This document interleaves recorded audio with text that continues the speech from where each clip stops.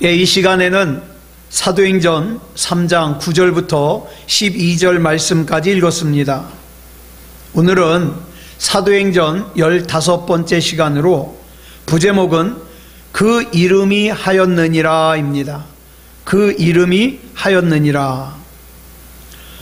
부활하신 예수님께서 베드로를 통해서 안진뱅이 거린에게 자리에서 일어날 것을 명령하시며 그 안진뱅이의 오른손을 붙잡아 일으킨 결과가 오늘 본문 7절에 나옵니다.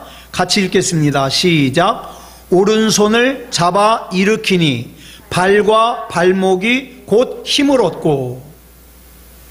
아시다시피 이 사도행전을 기록한 저자는 누가입니다. 이 누가의 본래 직업은 의사입니다. 그래서 이 누가는 의사답게 이 안진뱅이에게 나타난 이 현상을 의학적으로 정확하게 기록하고 있습니다. 여기서 우리말 발로 번역된 헬라어 바시스는 발바닥을 뜻하는 의학 전문 용어입니다. 발바닥. 그리고 발목으로 번역된 헬라어 스피드로는 복사뼈를 뜻하는 의학 용어입니다. 이 두 용어는 성경에 단 한 번밖에 나오지 않아요.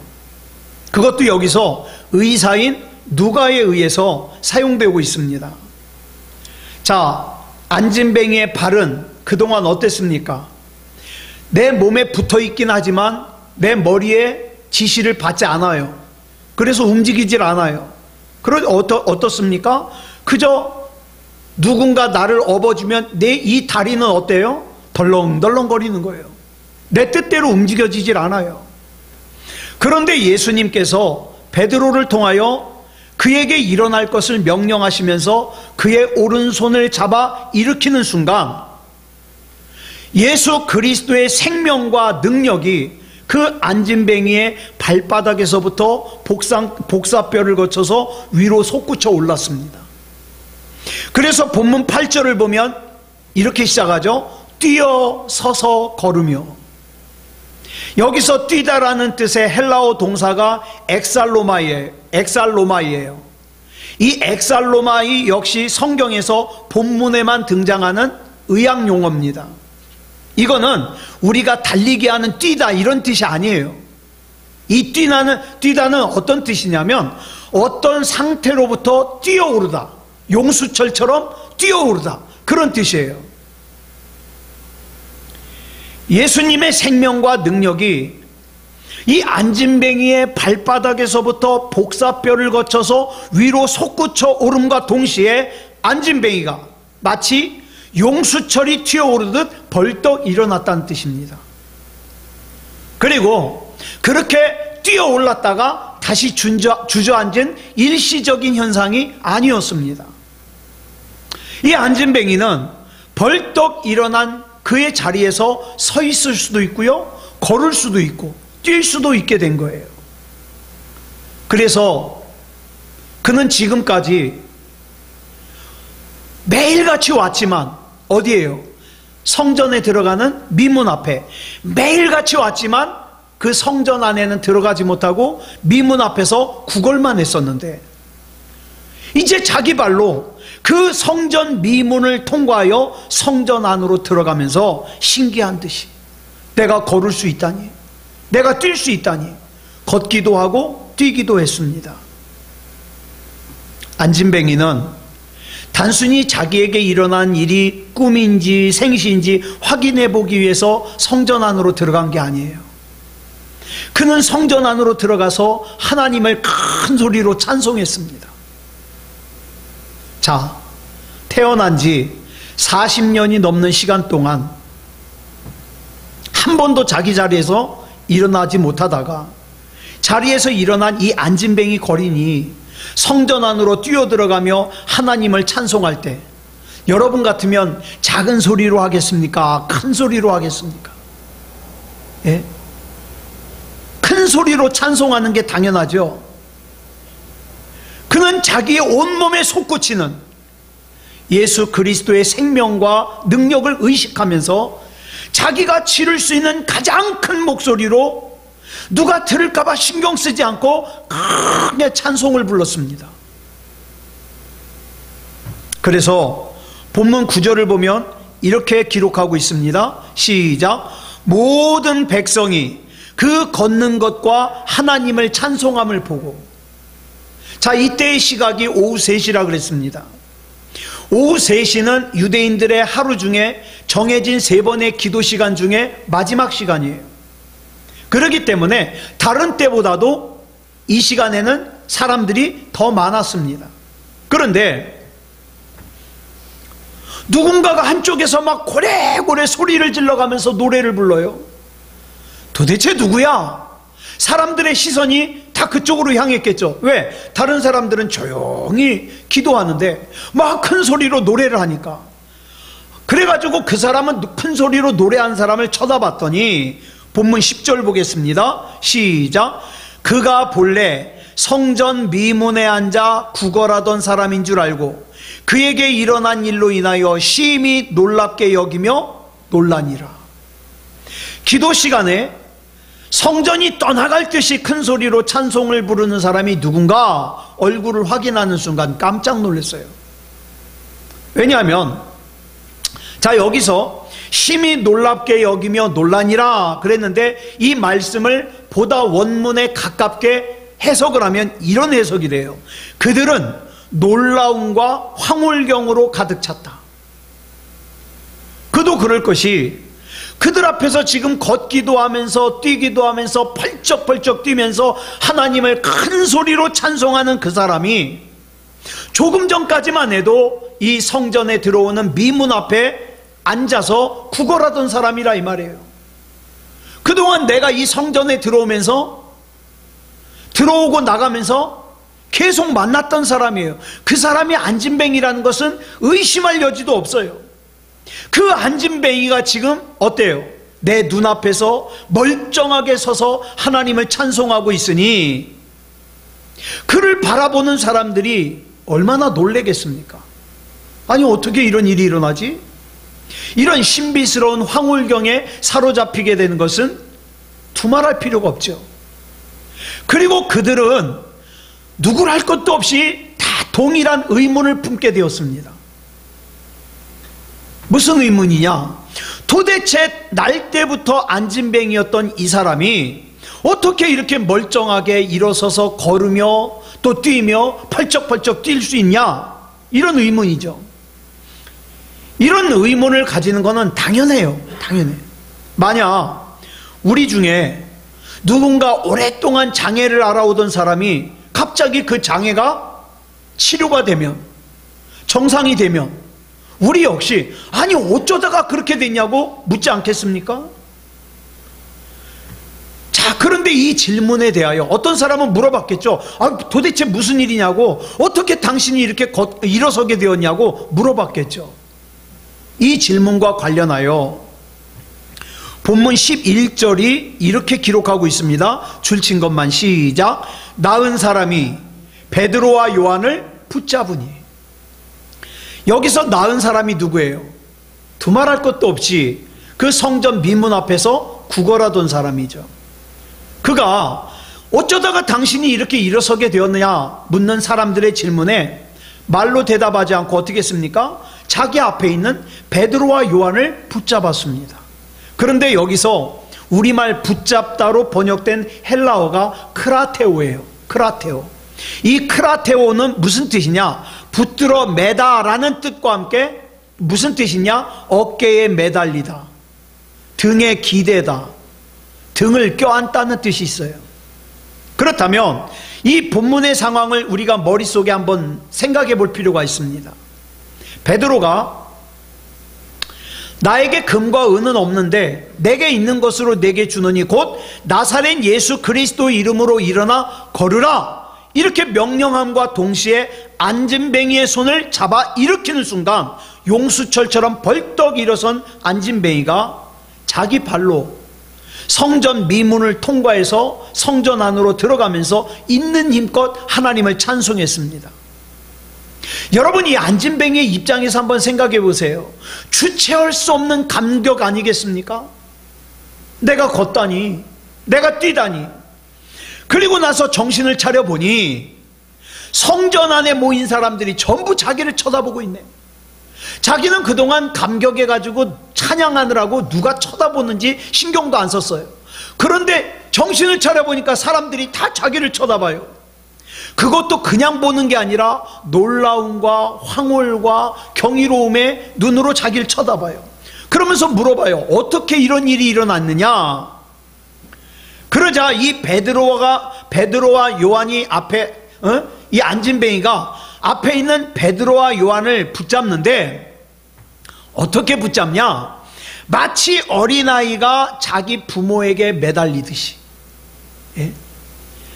사랑하는 사람을 뒤에서 백허그, 뒤에서 껴안아 주듯이 이 안진뱅이는 자기 앞에 있는 베드로와 요한을 아주 사랑스럽게, 아주 고마운 마음을 담아서 아주 부모를 바라보듯이 뒤에서 살며시 안아줬어요. 여러분, 이 행동에는 말이 필요 없어요. 무슨 뜻입니까? 바로 이 사람들에 의해서 40년 동안 한 번도 걸어보지 못한 내가 걷게 되었다는 답변이요 간증입니다. 안진뱅이 거린의 그와 같은 행동으로 인해 모든 사람들의 시선이 안진뱅이에게서 어디로 옮겨져요? 안진뱅이가 안아준 베드로와 요한에게로 옮겨지죠.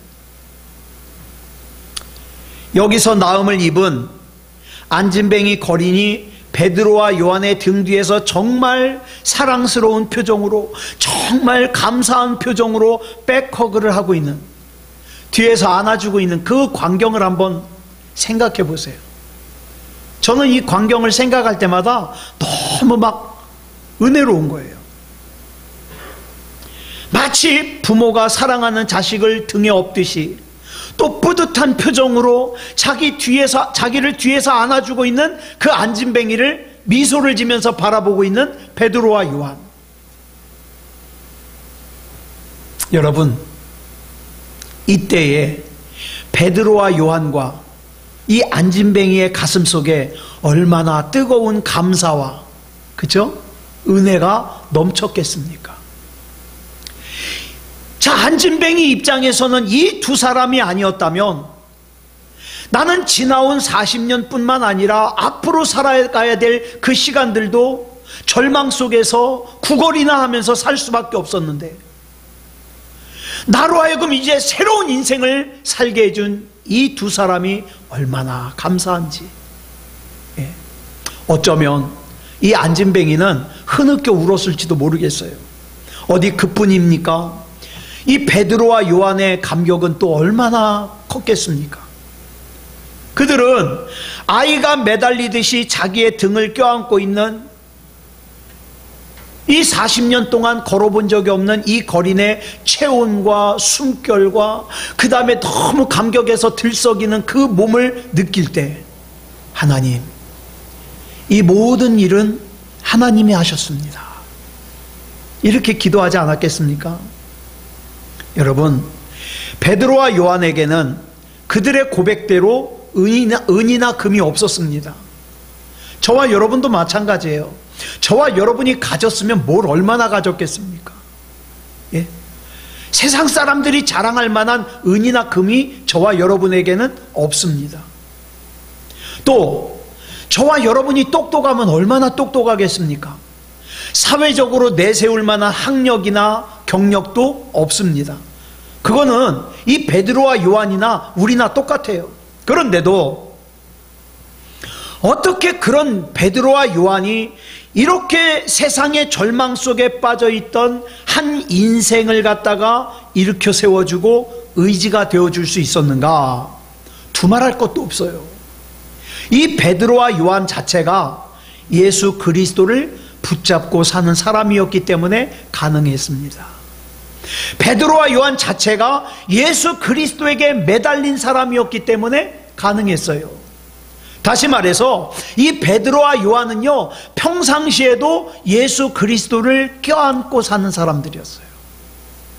여러분, 예수 그리스도를 껴안고 사는 사람들은 어떻습니까? 다른 사람으로 하여금 나를 껴안을 수 있도록 삽니다. 그런데 내가 예수 그리스도를 껴안지 않고 사는 사람들은 다른 사람들에게 관심이 없어요. 왜 그런 말 있잖아요. 사랑도 받은 사람이 사랑할 줄 안다. 그죠? 사랑을 받지 못하는 사람은 사랑할 줄도 몰라요. 내가 예수 그리스도를 사랑하고 내가 예수 그리스도로부터 사랑을 받은 사람이 내 옆을 향해서 눈을 돌릴 수도 있는 거예요. 그래서 지난 시간에 말씀드린 것처럼 공감의 능력은 어떤 사람이 공감의 능력을 가지냐? 믿음이 있는 사람이, 은혜를 받은 사람이 공감의 능력을 알아요. 그래서 다른 사람의 아픔도 같이 느끼고, 그죠? 다른 사람의 기쁨도 같이 느끼고 그렇게 되는 거예요. 자, 베드로와 요한이 길이요 진리요 생명이신 예수 그리스도를 붙잡고 살아갈 때 그들을 붙잡고 그들에게 매달린 사람 역시 불의나 악을 추구하는 사람이 아니겠죠.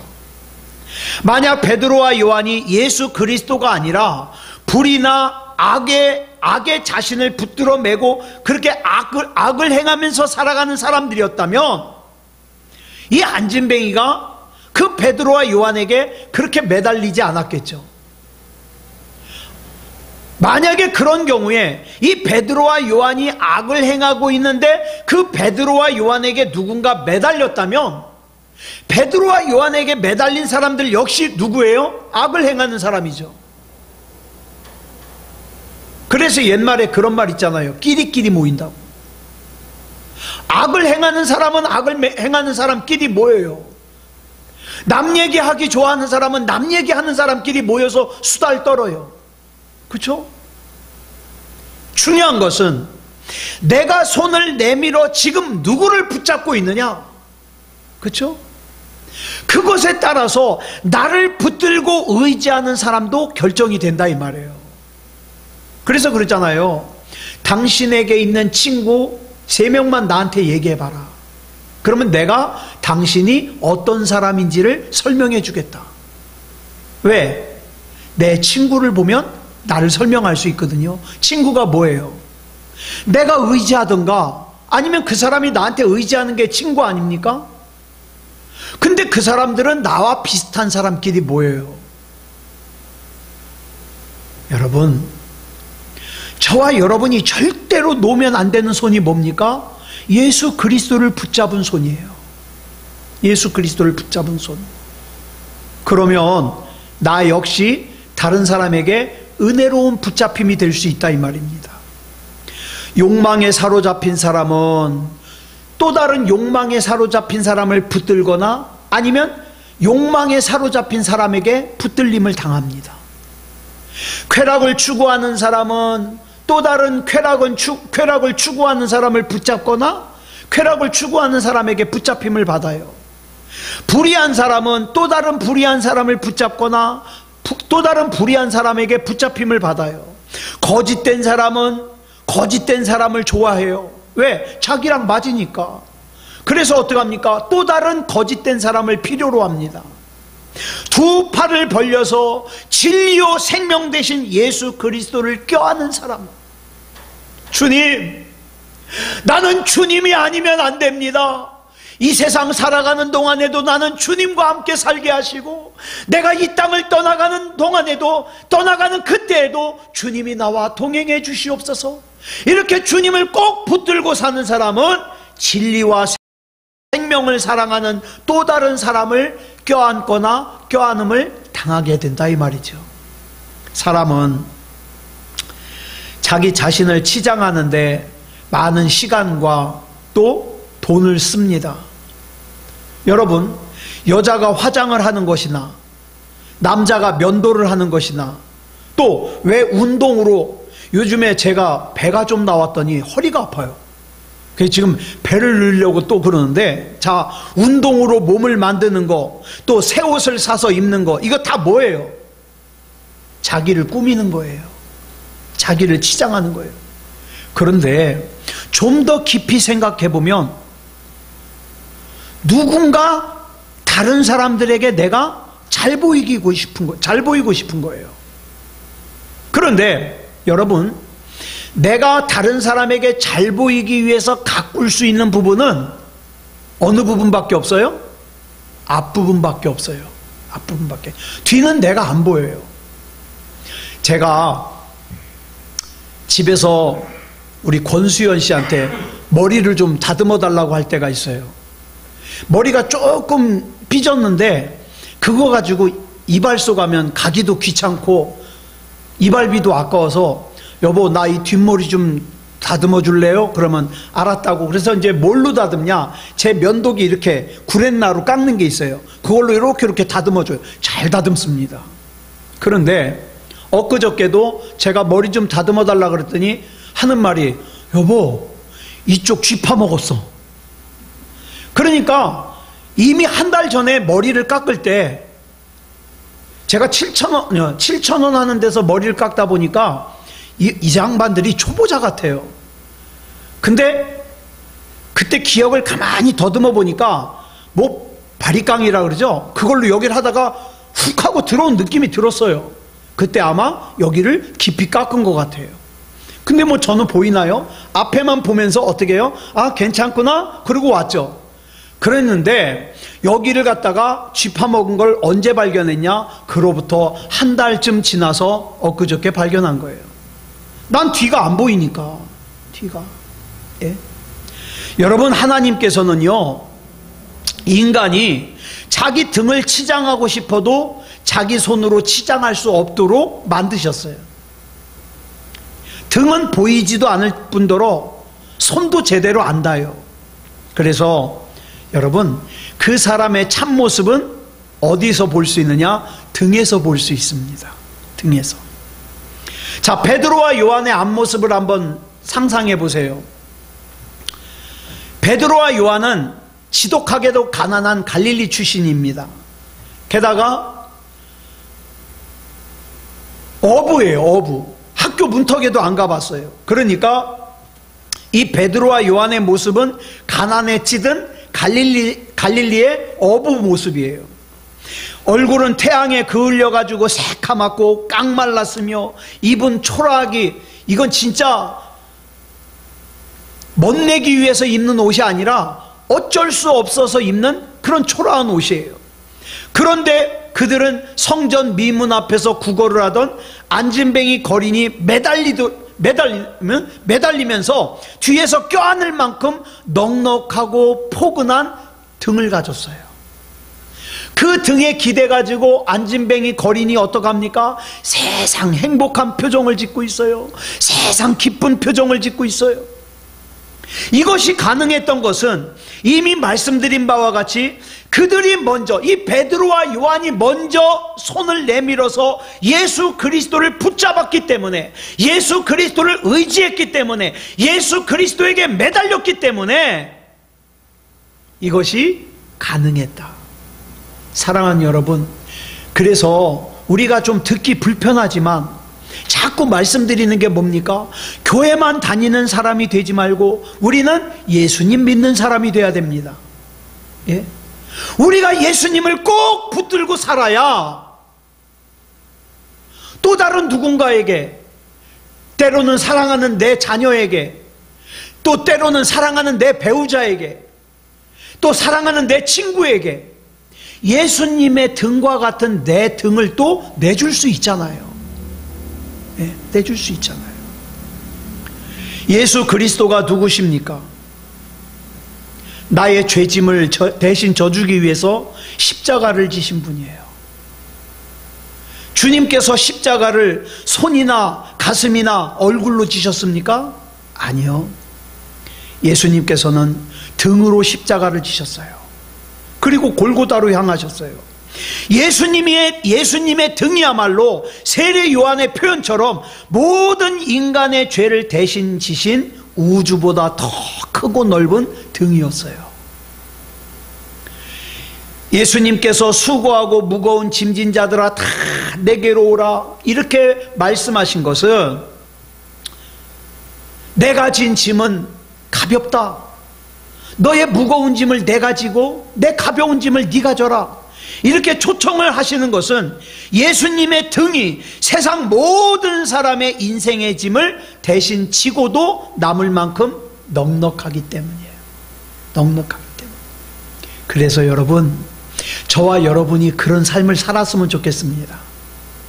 앞으로 얼마를 살든 저와 여러분의 등을 내 사랑하는 사람들에게 넉넉하게 내줄 수 있는 예수님의 등이 되자고요. 예수님의 등이. 지금 베드로와 요한은 손을 내밀어서 예수님의 큰 등을 붙잡고 있는 거예요. 근데 그 등을 갖다가 또 40년 동안 안진뱅이 생활했던 이 사람이 그 등을 붙잡고 너무 좋아하고 있는 거예요. 그렇다면 예수님께 매달려서 예수님을 의지하고 있는 그들의 등이 예수님 안에서 어찌 세상 사람의 인생을 함께 져주는 포근한 주님의 등으로 쓰임받지 않겠습니까? 네? 나 때문에 내 가장 가까운 가족이 포근함을 느낀다면 여러분, 예수님 잘 믿으시는 거예요. 예수님 잘 붙들고 계시는 거예요. 네? 나 때문에 내 친한 친구가 포근함을 느낀다면 예수님 잘 붙들고 있는 거예요. 갈릴리 어부에 지나지 않는 그들의 힘으로는 이 40년 동안 한 번도 걸어본 적이 없는 안진뱅이를 일으켜 세울 수 없어요. 절대 불가능해요. 그러나 그들이 꼭 껴안고 있는 예수 그리스도로 말미암아 가능합니다. 누가 먼저 주도했는지는 알 수 없지만 사람들과 두 사도는 예루살렘 성전 바깥마당 동편에 위치한 솔로몬 행각이라는 곳으로 몰려갔어요. 이 솔로몬 행각은요, 예수님이 자주 말씀을 증거하셨던 곳인데 여기는 옆에는 뻥 뚫려 있어요. 위만 가려져 있어요. 위만. 그래가지고 찬바람이 불면 찬바람은 그냥 다 와요. 위만 가려져 있기 때문에. 자, 이곳으로 사람들이 몰려갔어요. 여기선 뭘 하느냐? 회의를 하기도 하고 재판을 하기도 합니다. 그런데 사람들은 안진뱅이였던 거린이 끌어안은 베드로로부터 도대체 이게 어찌된 일인지 자초지종을 듣고 싶은 거예요. 그래서 베드로가 이제 그들에게 설명을 해줍니다. 설명을 해주는데 내가 좀 능력이 있지? 이렇게 얘기하잖아요. 어떡합니까? 이 일은 우리가 한 것이 아니라 예수 그리스도께서 하신 일이라는 사실과 아울러서 그와 연관해서 복음을 전하기 시작합니다. 복음. 여러분, 여기서 베드로와 요한이 복음을 전하는 이 모습을 가만히 보면 누가 생각이 나냐? 예수님이 생각이 나요. 자, 여기 모인 사람들이 모두 베드로를 갖다가 아주 신기한 사람 보듯이 쳐다봅니다. 자, 이 솔로몬 행각에 선 베드로는 그 군중을 향해서 먼저 안진뱅이 거린이 치료된 것은 자기의 권능이나 자기가 경건하게 살아서나 자기 어떤 특별한 능력이 있어서가 아니라 예수 그리스도께서 하신 일이라고 설명합니다. 여러분, 요한복음 10장 22절로 23절을 보면 예수님께서 이 땅에 계실 때 이 솔로몬 행각에서 말씀을 전해 주시는데, 이 말씀을 보면 이때가 언제냐? 수전절이라 그랬어요. 예루살렘 성전의 재건을 기념하는 수전절.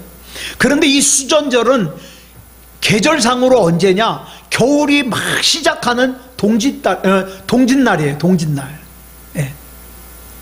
그러니까 요즘 날씨랑 뭐 별반 다를 바가 없는 거예요, 우리랑. 그 예루살렘의 동짓날은 때마침 유대 광야에서부터 불어오는 찬바람으로 인해서 막 거의 성지순례를 갔다 온 사람들의 얘기를 들어보면요, 뼛속으로 바람이 막 들어오는 것 같이 춥대요. 그 매섭게 추운 겨울날 우리처럼 오리털 잠바가 있습니까? 예? 방한 신발이 있습니까? 그 사방이 터져 있는 추운 곳에서 예수님께서 진리를, 복음을 증거하셨어요. 자, 그 말씀 중에 요한복음 10장 27절부터 30절까지 보겠습니다. 시작.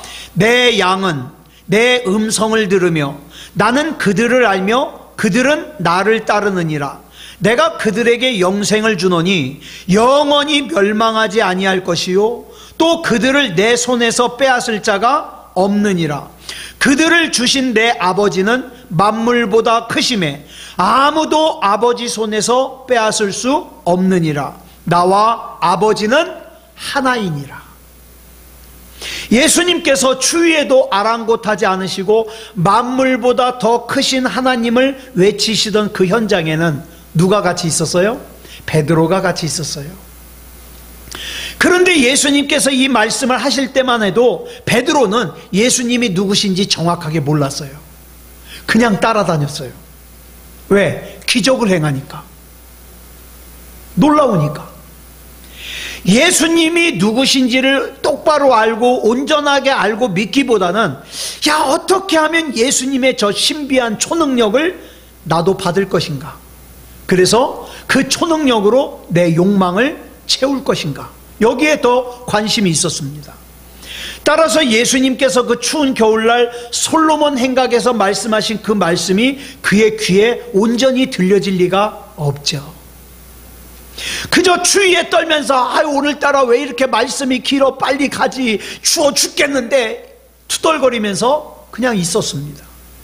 만약 베드로가 그날 예수님께서 말씀하신 내 아버지는 만물보다 크심에 아무도 아버지 손에서 빼앗을 수 없다, 이 말씀을 경청하고 이해하고 마음속에 받아 새겼다면 예수님께서 못 박히시는 그 가장 결정적인 순간에 예수님 버리고 안 도망가죠. 여러분, 오늘날도 마찬가지예요. 내가 하나님의 말씀을 똑바로 듣고 똑바로 가슴속에 받아들이면 시험 안 듭니다.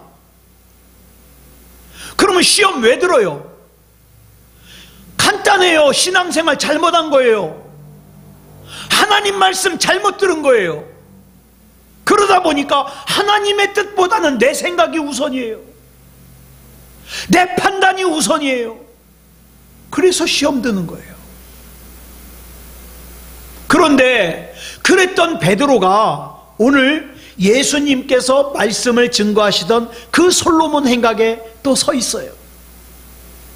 그리고 예수님께서 설교하시던 그 솔로몬 행각에서 베드로가 복음을 전합니다. 자, 본문 16절 보겠습니다. 시작. 그 이름을 믿음으로 그 이름이 너희가 보고 아는 이 사람을 성하게 하였나니 예수로 말미암아 난 믿음이 너희 모든 사람 앞에서 이같이 완전히 낫게 하였느니라. 이렇게 증거합니다. 솔로몬 행각에서 예수 그리스도를 소리 높여 증거하는 베드로는 더 이상 예수님 따라다닐 때에 자기 욕망을 이루기 위해서 예수님을 이용하려고 했던 그 베드로가 아니에요. 사랑하는 여러분, 오늘날도 마찬가지예요. 똑같은 교회 안에서 똑같이 예배를 드리지만 사람들이 다 달라요. 어떤 사람은 온통 머릿속에 뭐만 가득 차 있습니까? 어떻게 하면 예수님을 이용해서 잘 살까? 옛날 베드로처럼. 그런데 어떤 사람은 바뀌어가지고 어떻습니까? 나의 나된 것은 다 하나님께서 하신 것이니 나는 하나님이 아니면 안 됩니다, 이러고 사는 사람이 있고, 같질 않죠. 같질 않아요. 이렇듯 예수 그리스도를 닮은 베드로를 통해 예수 그리스도께서 인류 역사에 이제 건물의 미문이 아니라 정말 영적인 미문을 열어주시는 거예요. 그래서 그 영적인 미문 안에 들어가서 내가 주의 성소로 들어가서 찬양하고 감사하고 기뻐하고 춤을 추고, 그리고 하나님을 기뻐하고 영광 돌리는 그런 진짜 믿음이 저와 여러분의 믿음이어야 합니다. 오늘 본문의 관점에서 우리는 이 교회를 솔로몬 행각이라고 할 수 있습니다. 베드로가 솔로몬 행각에서 자기가 예수 그리스도를 닮은 그리스도인임을 자기의 삶으로 스스로 증거했듯이, 교회는 예수 믿는다는 사람들이, 자기를 그리스도인이라고 하는 사람들이 예수 그리스도를 닮는 것을 훈련하는 곳이에요. 어떻게 하면 예수님처럼 살 수 있을까? 어떻게 하면 내가 예수님처럼 말할 수 있을까? 어떻게 하면 내가 예수님처럼 생각할 수 있을까? 훈련하는 곳이에요. 그리고 또 어떻습니까? 그 예수 그리스도를 닮은 나를 어떻게 합니까? 다른 사람들에게 증거하는 거예요. 이제 나의 나 된 것은 내가 사는 게 아니요, 내 안에 예수 그리스도께서 사시는 것이다. 그러니까 이전에 내가 당신에게 잘못한 것은 다 용서해라. 이전에는 내가 시퍼렇게 살아가지고 당신에게 잘못한 것이지만 이제는 그런 나는 죽었다. 십자가에서 죽었다. 이제 내 안에는 예수 그리스도께서 사시니 이전에 내가 잘못한 것은 다 용서하고 이제는 내게서 예수 그리스도를 보라. 이게 신앙생활이죠. 우리가 우리 자신을 가장 거룩하게 구별할 수 있는 교회에서조차 예수님을 닮아가지 않으려고 한다면, 나는 아무개 절대 용서 못해, 그러고 산다면 여러분, 교회 밖에서는 더 말할 필요가 없죠. 우리가 그리스도를 닮은 그리스도인이 된다는 것은 이기적이고도 자기 중심적으로 살던 우리를 살리시기 위해서 자기 몸을 버리신 예수 그리스도 안에서 예수 그리스도를 본받으며 사는 거예요. 본받으며. 아무쪼록 우리 하나님께서 천하를 주고도 바꾸지 않는, 눈에 넣어도 아프지 않은 귀하고 사랑하는 여러분들이, 여러분 그거 있잖아요. 남의 자식들은 세상에 나가서 아무리 훌륭해도 그다지 뭐 별로 기쁘지 않아요. 그죠? 남의 자식이 전교 1등 하면 뭐 기뻐요? 안 기뻐요. 그런데 꼴등하던 내 자식이 뒤에서 10등 하면 잔치예요. 그렇잖아요? 왜? 내 자식이니까. 여러분, 나는 부족한데, 나는 큰일 못하는데 상관없습니다. 나는 하나님의 자녀잖아요. 그러니까 내가 이전보다 조금 더 달라진 삶을 살면 우리 하나님은 너무 기뻐하셔요. 너무 기뻐하셔요. 그러니까 그렇게 하나님 기쁘게 하자고요. 우리가 뭐 언제 전교 1등 하겠습니까? 우리는 그 사람들하고 나를 비교할 수가 없어요. 그렇지만 하나님, 지난주보다 내가 이번 주가 조금 더 다르죠? 주님, 이 삶을 통해서 영광 받아 주시옵소서. 이렇게 하나님을 기쁘시게 하는 저와 여러분이기를 그리스도 예수님의 이름으로 축복합니다. 기도하겠습니다. 사랑의 아버지 하나님, 감사합니다. 사랑합니다. 찬양합니다. 부족한 나를 하나님이 믿어지게 하시고 이렇게 신앙생활할 수 있음을 감사합니다. 하나님, 우리는 너무너무 부족하기 때문에 큰일 못합니다. 그러지만 우리가 가장 중요한 것은 예수 그리스도를 꼭 붙들고 예수 그리스도의 등에 업히기 원합니다. 그것만 잘하면 내 등도 예수님의 등같이 될 수 있고 나도 또 다른 누군가에게 넓은 등, 따뜻한 등, 포근한 등이 되어줄 수 있을 줄 믿습니다. 하나님, 그렇게 살 수 있도록 인도해 주시옵소서. 우리 주님께서 붙잡아 주실 줄 믿사오며 그리스도 예수님의 이름으로 감사하며 기도드려 싸움나이다. 아멘.